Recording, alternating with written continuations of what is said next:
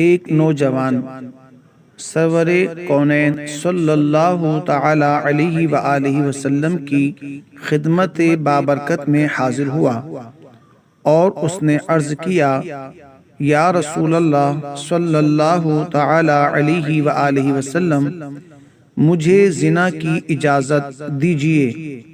یہ سنتے ہی تمام صحابہ کرام علیہم رضوان جلال میں آ گئے اور اسے مارنا چاہا، تو حضور اکرم رحمت عالم صلی اللہ تعالی علیہ وآلہ وسلم نے فرمایا، اس کو مت مارو۔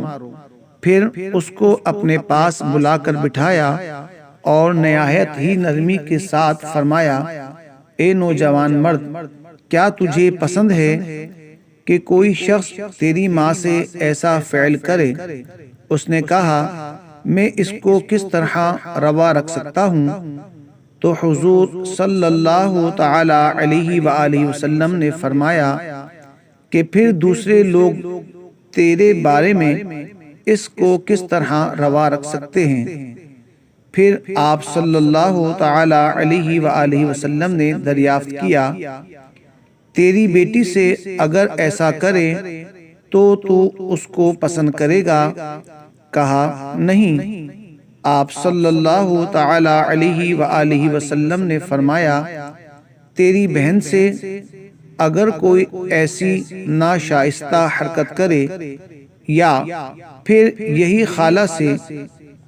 اسی طرح آپ صلی اللہ تعالی علیہ وآلہ وسلم نے ایک ایک رشتہ کے بارے میں سوال کیا اور وہ کہتا رہا، مجھے پسند نہیں، اور لوگ بھی رضامند نہیں۔ تب حضور اکرم صلی اللہ تعالی علیہ وآلہ وسلم نے اس کے سینے پر ہاتھ رکھ کر بارگاہ خداوندی میں عرض کیا، یا الہی، اس کے دل کو پاک فرما دے اور اس کا گناہ بخش دے۔ اس کے بعد وہ شخص تمام عمر زنا سے بیزار رہا۔